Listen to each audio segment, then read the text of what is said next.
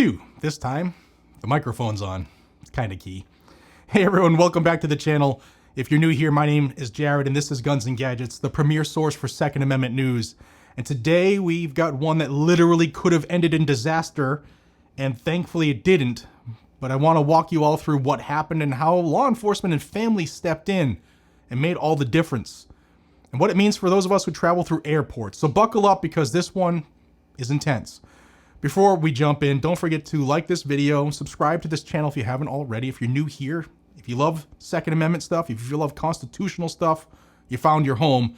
And ring that notification bell so that you don't miss any of my deep dives.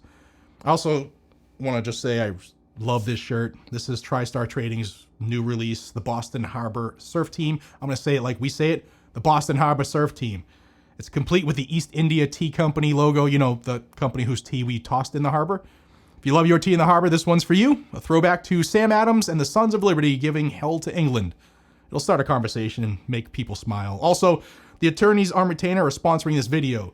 You know, a good attorney can cost at least $500 an hour. A great one can cost 3 to 5 times that amount easily. What if I told you you could be covered should you ever have to defend yourself in every single state, including the blue states you're thinking about right now? And you could have the best self-defense attorneys in the country. And you can be covered for the entire year for less than what most attorneys charge for 1 hour. And if you ever have to defend yourself, guys and gals, you're going to need an attorney for a lot more than 1 hour. Join Attorneys on Retainer. If you're ever targeted by the government simply for exercising your Second Amendment rights, you're going to want them in your corner. If you carry a firearm for self-defense, then you need a legal team that actually understands your rights. Attorneys on Retainer is backed by Attorneys for Freedom, and they are the only law firm in America that specializes in self-defense cases. That's all they do. If you can reasonably and in good faith assert that you acted in self-defense of yourself or others, they'll cover you. That's it. That's all you need. They got your back from red flag orders to self-defense claims in every single state and gun-free zones, whether a weapon was used or not. Yes, that's right. They cover knives, fists, pepper spray, you name it, whether a weapon was used or not. And any weapon, including those not on your blue state rosters. And whether or not you had a CCW permit, it's active, doesn't matter. They believe in our rights to defend ourselves. Learn more at the link down below, and for a limited time, save $50 off of your individual plan sign-up fee or $25 off your family plan sign-up fee, but you have to use code GNG at the link down below to get it. Plus, if you join now, you can lock in your price till 2030. It's huge because more benefits have been added and more are coming. I just actually met with them this weekend. Guys, join up. Your costs are going to go up because they're adding a lot more to the program. They're ready to fight for us when others won't. Attorneys on Retainer, links down below. All right, let's go. In case you didn't hear about this, yesterday, which was October 20th, 2025, a man by the name of Billy Joe Cagle, who's 49 years of age, from Cartersville, Georgia, was arrested inside the terminal at Atlanta's Hartsfield-Jackson Airport after making what the police describe as a credible threat to shoot up the airport. Now, according to the report, Cagle's own family alerted law enforcement. They contacted the Cartersville Police Department after seeing his threats on social media, and they told the police he was driving toward Atlanta and that he was intending to harm as many people as possible. Now, the timeline is very tight here, and that is key.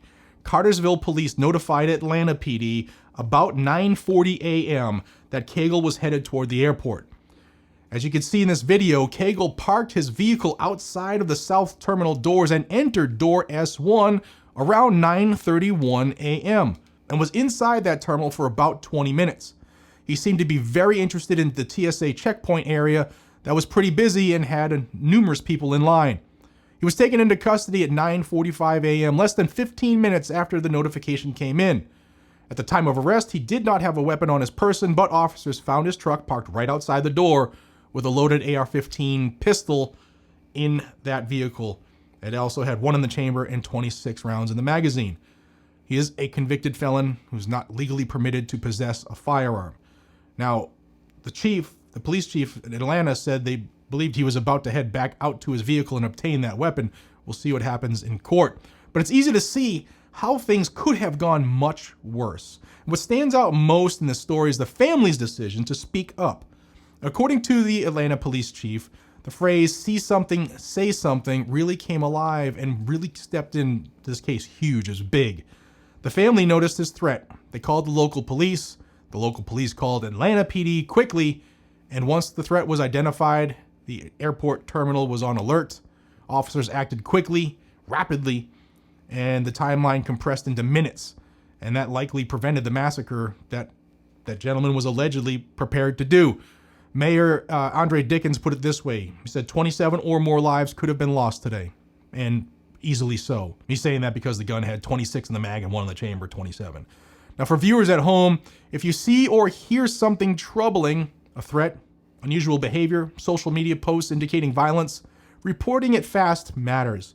It may make all the difference, as it did in this case. Now let's zoom out here. Why does this incident even matter in the broader scheme of things, right? Well, firstly, airports like Atlanta's Hartsfield-Jackson Airport, which I go to many times, too many times, and it's the busiest airport there is. They're high-value, soft targets. They have large numbers of people, complex security layers once you get to like TSA, beyond TSA, and they have high visibility. Now, a person entering with lethal intent could wreak havoc quickly and can exploit vulnerabilities like access points or luggage areas or gathering zones, etc. Secondly, the incident comes at a time when staffing and wait times at airports are being stressed. They're almost at all-time highs because of the government shutdown. And literally the same day, yesterday, the Transportation Security Administration, TSA, they reported longer wait times than usual at security checkpoints. And that's partially due to staffing issues after that federal government shutdown. And that means that the system is under pressure, and even small margins for error matter more now. Thirdly, the link between guns and mental health. I mean, it's something we're all aware of. We all say needs to be addressed, mental health. We wish the country would do more for people. And the Mayor Dickens said that while this case was averted, it shows what we are experiencing across the nation, where guns and mental health challenges going together could pose deadly scenarios. So let's play out a couple what ifs. Like, we love to do what ifs in this community. And then we'll extract a couple of key lessons and we'll be out of this. What if the family hadn't reported the threats? Perhaps law enforcement would not have known until after something happened. And that would shift this from prevention to response, which is far more dangerous for everybody that was at the airport. Now, what if the suspect had managed to retrieve that firearm from the truck and then re-enter that terminal with the AR pistol? The checkpoint area was full of people waiting, people processing through, TSA and checking in their luggage at the counter. It just could have been catastrophic. Now, what if the police didn't act as quickly or coordinated as tightly as they did? Time is everything in these types of scenarios, and the fact that the arrest was made within 14 to 15 minutes after they were even notified that the incident was happening is remarkable. That is a phenomenal response to this type of incident. Now, some lessons for travelers, guys, gals, be alert. Like, look around you. Note if someone looks like they don't belong or if something's off, and then report it. If you hear a threat or something suspicious, then say something. It's common sense and could save lives. Now here, Billy Joe Cagle now faces multiple charges: terroristic threats, criminal attempt to commit aggravated assault, possession of a firearm during the commission of a felony, and possession of a firearm by a felon. Now, if you found value in this breakdown, I would appreciate you hitting the like button and sharing this with a friend, especially if they travel a lot.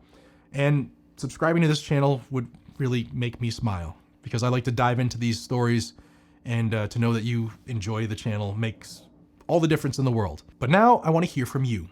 Have you ever observed something at an airport that just didn't feel right? If so, let us know down below. I am in airports several times a month and would love to hear from you. Also, for my own information and for those who do travel, this will be beneficial because this is a great community we have here. What is your best travel safety tip when you're at a large airport? Do you have some type of tool or implement that you can take past the TSA airport that will help you secure your life? God forbid you ever have to defend yourself. I'm always constantly, looking at and upgrading and assessing my own EDC, if you will, especially in TSA, gun-free zones, secure checkpoints. So let me know, because maybe you might have a tool that could benefit me. and I would love to, stay as high speed as I could in this area. Drop your thoughts in the comments down below, guys. I'll be reading them and responding when I can. Thank you for watching. Stay safe. I'll see you on the next one, but always carry your gun. You know what? We are the sentinels for this nation. We are a republic. We are not a democracy. The only thing that secures the republic is the armed populace, and that is we the people. So if you are someone who decides to join us in that effort, thank you. I appreciate y'all. Hope you all have a nice day. I'll see you on the next one. Take care. God bless you.